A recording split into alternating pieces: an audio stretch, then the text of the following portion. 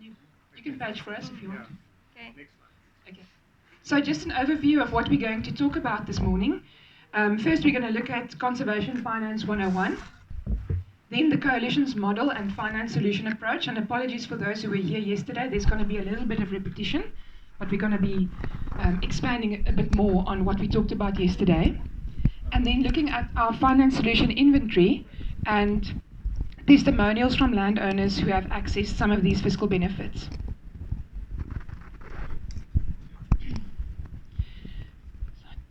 So when we look at the definition of conservation finance, it's a little bit different from sustainable finance.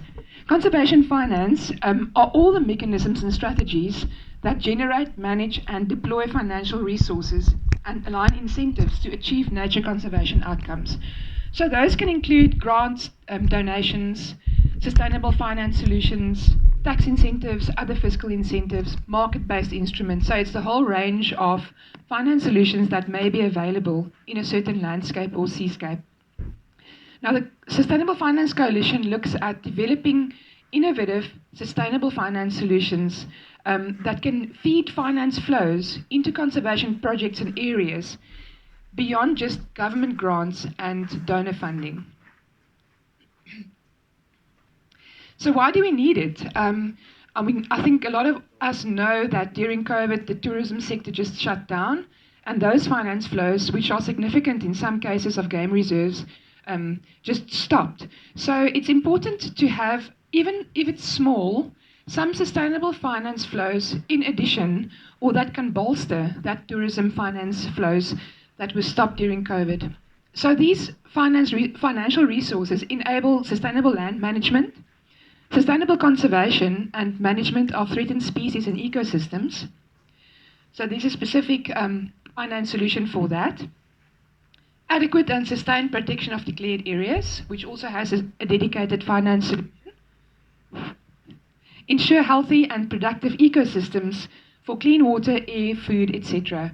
So I think the intrinsic values of conservation is much more important and significant than just the financial flows. Although we do talk about survival every day and food security and job security, but the ecological infrastructure needs to be intact for all of us to continue living. And then obviously secure livelihoods and nature-based economies.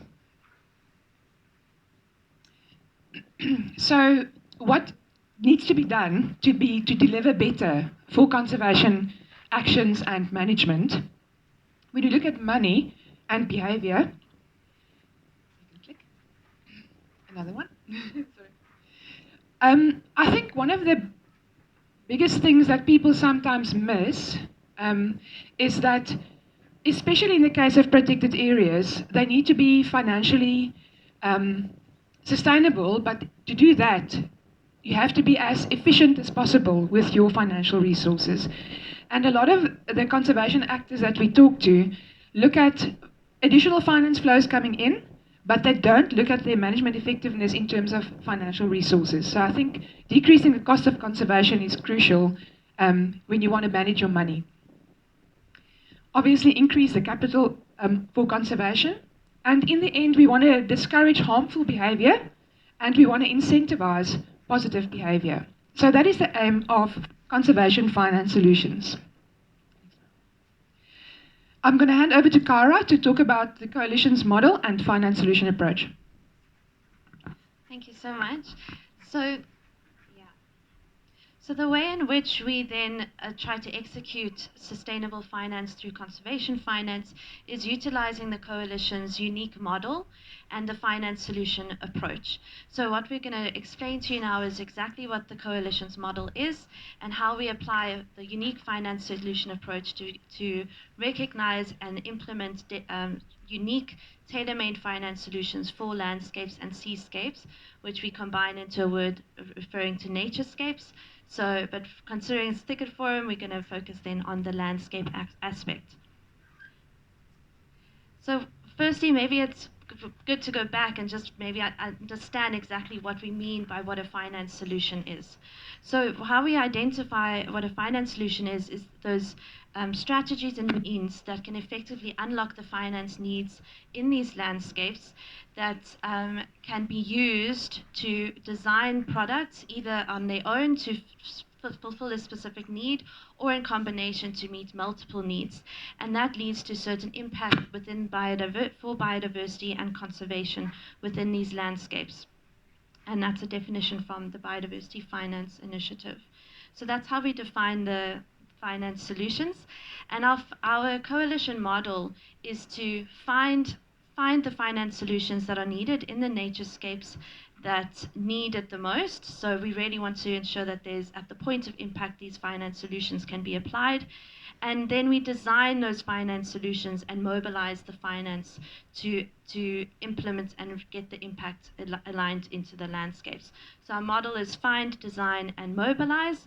And our whole theory behind this is that if we can grow these finance solutions that can then be taken up by naturescape champions, so the people that are embedded in the landscapes that are practicing conservation and dedicated to biodiversity, then those people, champions within these landscapes, can then be enabled to secure and manage the unique resources within those environments. So for example, now the thickets, and then the biodiversity and the people within those landscapes can then thrive.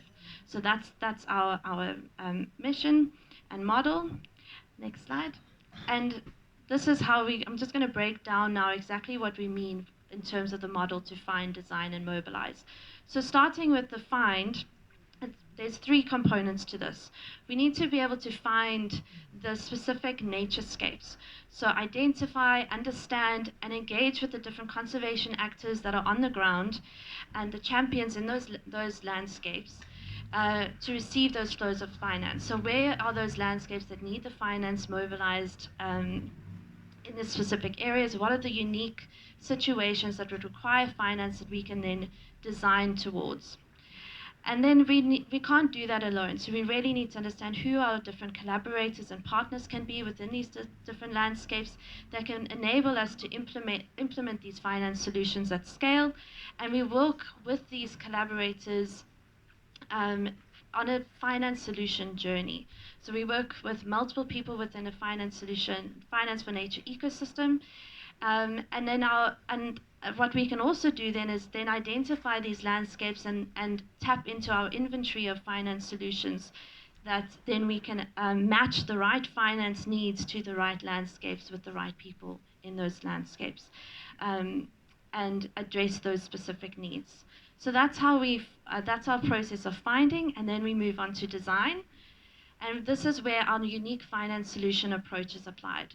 So we have a 3-stage finance solution approach, which is incubation, implementation, and impact. Our specific role is on the incubation stage, and then we walk that finance solution journey towards implementation and impact with what we call our doers and payers at scale. So our incubation is really to determine what are those finance needs, design specific finance solutions, and determine what are those crucial building blocks for each finance solution that can then be viable. And after each incubation, we develop those viability findings that can then be publicly accessible so that anybody can take those up and replicate those principles in the different landscapes and start to implement those. So our implementation stage is then when we either institutionalize or pilot these finance solutions and adapt them and apply them with the different partners and collaborators, and then work on developing that finance solution further for impact. So our incubation stage is 6 months at minimum. There's some that have been a lot more complex and we've required more time, and we work with dedicated experts from multiple disciplines and sectors to be able to then implement that, and then we really look towards the impact. So we're going to go into some of our finance solutions and demonstrate to you how we've moved from incubation to implementation in our 3-stage approach. So the timeline for the implementation is about 1 to 3 years with the piloting, and then 3 to 5 years to reach impact. Next slide. So then the third part of our model is the mobilizing. So how we do the mobilizing is working with our Finance for Nature ecosystem. So we have a council and many experts that we work on. We call those specialist contributors to the coalition, and we use this ecosystem to really bring in the skills and expertise needed to understand the full suite of what's needed to develop a finance solution, from the legal aspects to the banking, from insurance to markets. You know, this is, as a landscape ecologist person, this is all new language to me too. And that's the way in which we really apply a more of a multidisciplinary approach to developing these finance solutions, because especially I know as conservationists, some of this goes a bit over our heads, but we really need to be able to get the finance to where it's needed to reach our impact. So the other part of this is then really doing capacity building. So through this ecosystem of people, really to be able to articulate exactly what our approach is, build that capacity in different spaces to be able to then implement these finance solutions to create that impact. And our intention then is that this can then be replicable. Next slide. So I'm going to hand over to Ellane, because I only joined the coalition this year, and she was part of the impact of 2019 to 2022, and so I think it's only appropriate that she really gets excited about just what the impact of the coalition has been since it was founded in 2019. Thanks, Kyra. So we were founded at the end of 2019, which means that we had about 2 years to, oh, the sun is shining in my eyes. So I'm going to start at the Finance Solution Incubators. Since the end of 2019 until the end of 2022, we incubated 7 finance solutions and concluded that incubation. As I said yesterday, some of the finance solutions are or were already available, but they haven't been unlocked for a number of years and for a number of reasons. So what the incubators then did was investigate those critical building blocks that needed the finance solution to be unlocked. Some of them are easy to unlock and some of them are difficult to unlock. And as Kyra said, we work with a multitude of stakeholders, from government, law, etc., because all of that sectoral input and buy-in is necessary to unlock all those critical building blocks. We're planning to launch 6 new finance solutions in 2023, 4 and 5. So it's going to be 2 per year, and therefore building on the inventory of finance solutions that we already have. We've got a reach in 12 African countries, done finance strategies for the Uganda Wildlife Authority. It's being concluded now to make them more financially sustainable. So that's the equivalent of the sand parks for Uganda. And also doing a finance strategy input for Namibia's national parks. We've done one for several other conservation areas too. So the finance strategies have been a key action of the coalition, although we looking at scaling down to innovating more finance solutions. We have 4 pilot projects that have been concluded or still running. The finance facility for extension support, Kyra will talk about that a bit later. Then the existing property rates relief that's in the Property Rates Act was also investigated, because, and I think a lot of the people involved in nature reserves know about this problem with local municipalities applying this finance solution. We're currently concluding the Biodiversity Management Agreement tax incentive pilot, and that is going to scale in July. And then there's an ongoing biodiversity offset mechanism, offset finance mechanism. So that is run with Candice, by Candice, my colleague, with Weber Wenzel, a legal company who is experts in environmental legislation, and they are assisting in implementing a corporate offsets finance mechanism. So the value of scaled solutions so far, we estimate it to be about $26 million for the scaled solutions that we've implemented or support implementing of. And that is ongoing. So if you look at Section 37D, the tax incentive, I'll talk to that just now. That implementation is ongoing and quite significant for landowners. So the number is tallying up, and hopefully our new finance solutions will also add to that impact.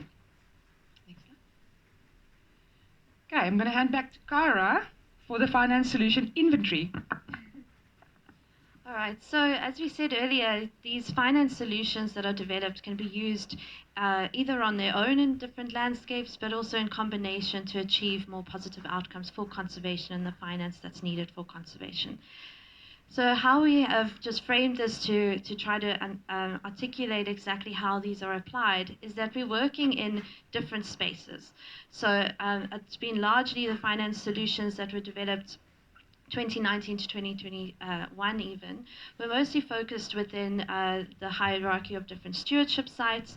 So where we're working is in nature reserves and contract national parks, protected environments, areas that have signed biodiversity management agreements, biodiversity agreements, different conservation areas, but then also now applying to mixed-use landscapes and productive lands in terms of agriculture. And the reason why we're looking at all these different spaces is to really apply a landscape approach into what we do, to then be able to respond in terms of how we are protecting our landscapes to avoid degradation and biodiversity loss, to manage these areas through sustainable land management that can then assist us in reducing the rate of land degradation and biodiversity loss and extent of that. And then obviously where we have very degraded lands, which is a lot of the conversation we had yesterday, is how do we provide the finance to be able to reverse the degradation that happens to then restore our ecosystems. And we can only do this by looking at an inventory of finance solutions.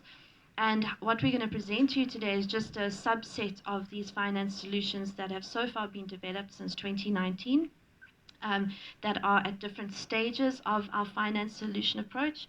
Some are in incubation stage, some have gone to full impact.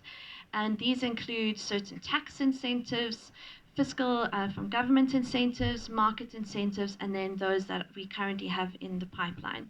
So this is just to explain, where we're working, why we're doing this, and how we're going to execute this through our finance solutions.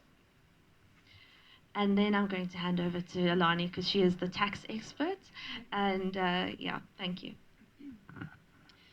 So this was done actually before 2019 when Candice developed the new tax incentive together with National Treasury. It's called Section 37D of the Income Tax Act. Wenzel is here, knows about it. And we're imminently applying to this tax incentive to 2 of the landowners in his area, in the Greater Krumah Stewardship area. So Candice actually collaborated with National Treasury to get this instituted in the Tax Act, or promulgated. It replaced defunct legislation and provides a deduction of a nature reserve's value, a very vague term, don't just think market value, but you can deduct your land over 25 years. But the most important thing is it must be a contract national park or nature reserve, and the title deeds must be endorsed for at least 99 years. So it's a long-term commitment, and that is why Treasury rewarding landowners who are willing to commit their land for such a long time. The first taxpayer was assisted in 2016, and the building blocks for this included policy support, willing taxpayers and eligible taxpayers, a community of practice, and obviously tax expertise. So it's important to get a tax practitioner in if you have a landowner who's got a nature reserve and wants to access this tax deduction. Impact is ongoing. So far we've secured 220 million rand in deductions for landowners. And I've assisted all types of taxpayers, agriculture, so farmers, lifestyle taxpayers, game reserves, lodges, employed taxpayers, retired taxpayers. I think the most important thing is that you must have taxable income to be able to benefit from this, although you can also create a tax loss with this deduction. So just 2 testimonials from people that I've assisted in accessing the deduction. Rob Galdard was actually the first guy who I assisted to access the deduction. He's got a dairy farm in the Midlands. We're allowed to disclose these names, so they did give us permission. And he started to access the tax deduction just before COVID hit, and he testified that the deduction actually assisted in him not having to retrench staff during that difficult time of COVID. And then for Nkandu private Forest and Grassland Reserve, Garth Bushell testified that additional funds from tax savings enabled him to do alien clearing and all those challenges that one has with protected areas properly maintained. So the Biodiversity Management Agreement tax incentive, that's got to do with threatened species and ecosystems. Now we've done a pilot project on rhino and lion specifically, mainly because we got funding from the Rhino Recovery Fund for that. But it can be extended to different species, for example, cycads, or all the species for which there's a biodiversity management plan published. It is poised to go to scale, although it's a very niche application. The taxpayers that qualify for this one, the number is limited, so there's a certain type of taxpayer that will qualify for this tax deduction. One needs to look at all the details of the relevant context. So the impact project that we're looking for is starting on the 1st of July.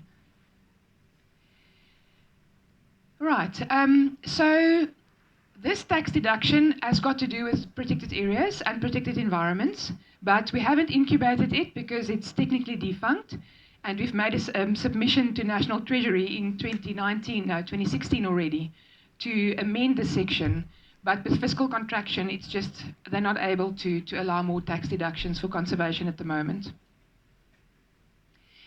And then one that's been in the Act since 2004, property rights exclusion, and that's also applicable to nature reserves and national parks on private and communal land. So it's been in the Act, the Property Rights Act, for long. It is applied, but haphazardly throughout South Africa.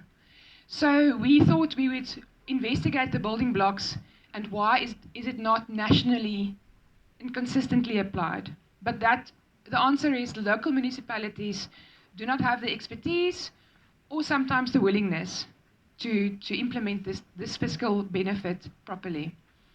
So what happened is we did a pilot project under BioFin, looking at the problem statement of the application of this fiscal benefit. And we had significant findings and recommendations, gave them to DFFE and BioFin last year, but unfortunately, there's a delay in national policy advancement for this, so they haven't taken up the recommendations yet, and hopefully they will. But site-by-site assistance continues. So we assist any national park or nature reserve who pay property rates and who should not be paying property rates. We negotiate with the municipalities, and people get their exclusions. Right, so this is an impermissible rating. Local municipalities are not allowed to rate the open areas of nature reserves and contract national parks. So it's very important that if you're aware of a landowner who is still paying property rates on those areas, that you contact us to assist them. The loss to the fiscus is estimated to be only 246 million rand annually, so it's not huge compared to the national budget and GDP. So yeah, we are still trying to get this nationally applied in a consistent basis. And then what we talked about yesterday, the carbon payments incubator. So when we did the carbon payments incubator, it wasn't focused on thicket, it was focused on grassland, because it was aligned with the Grasslands National Park under sandparks. And yeah, we just determined the building blocks for carbon payments in grassland, and AgriCarbon is advancing the implementation of this for commercial farmers. And I did hand out brochures yesterday, but anyone is welcome to contact us for the contact details on the AgriCarbon program. And the impact is ongoing, and as we saw yesterday also for thicket, there's a lot of potential. One just needs to be very careful about all the building blocks and the costs associated with implementing projects. I think that's my turn is done now. Kyra? Thank you. So as we mentioned, there's also a number of incubators that are in the pipeline. We're going to be having 2 incubators, finance solution incubators, for the next 3 years per year. And one of the ones that I was working on last year, for those of you who know me, we were working on sustainable land management at the UNDP and developed a sustainable land management finance strategy with Ellane and Candace from Wilderness Foundation and through the coalition. and identified a need from that finance strategy for a cross-sectoral extension support to be occurring nationally so that we can meet certain priorities for sustainable land management in landscapes. So we incubated this finance facility for extension support last year with a team, of maybe too big a team because there were a lot of opinions and options and so many contexts to take into account. But we really determined what these building blocks are. So when we refer to the building blocks, it's really understand what are the key questions that need to be framed to understand what's needed for a finance facility, what's needed to roll out extension support across the country, and then put those together into key foundational building blocks that are needed, critically needed to be able to roll this out. So we developed this around a blended finance model, meaning that we attract finance from both private sector and government, and utilize this blended finance to attract investment into the finance facility. And our focus for this specifically at this stage, and there's lots of scope for expansion, is on the new era farmers. So we were working specifically with AFGRI and the Lamang Agricultural Services program that focuses on new era farmer development. And then we needed to actually build in then certain environmental and social criteria that we could look at in how we apply that finance, and then look at the outcomes from that and ensure that that is as sustainable as possible. So we have finalized that, and we've determined that the finance facility is indeed viable, and we've developed a viability report which is available. And we're working on 3 different pathways for implementation at this stage. So that was kind of only concluded in January. And we are working with South African National Biodiversity Institute. They're developing what's GCF? Global Climate Fund. Global Climate Fund a project proposal to institutionalize the finance facility and attract investments. We're also working with a national cross-sectoral extension group that is looking more towards capacity building of cross-sectoral extension officers, and that would then align quite well with that proposal. And then WWF, also with Nedbank, are looking at certain pilot projects. So there's 2 approaches in which we can further our incubators, and that's through institutionalization as well as piloting. And then there's a process at which we can then adapt that finance facility and roll it out for impact. So that is our one of our pipelines that we're quite excited about. And then we've just started with, after yesterday, we're not going to call it biodiversity credits, we've rather called it biodiversity finance instruments. So we have just started with this. Our incubator was launched in April. And we're really looking at exactly what those framing questions are to ensure that we fully cover the range of questions that are needed to be answered around biodiversity finance instruments, such as what is a biodiversity finance instrument / credit, how is it applied. There's definitely a focus that is not an offset. What are these methodologies that are needed? What are the metrics? How is this aligned to different rights and benefits of Indigenous people and local communities? Looking at that legal framework, the different investment potential, how do we attract investment, either from those that are looking at impact or looking at return on investment, and then those different pathways to roll this out. So we're working with 12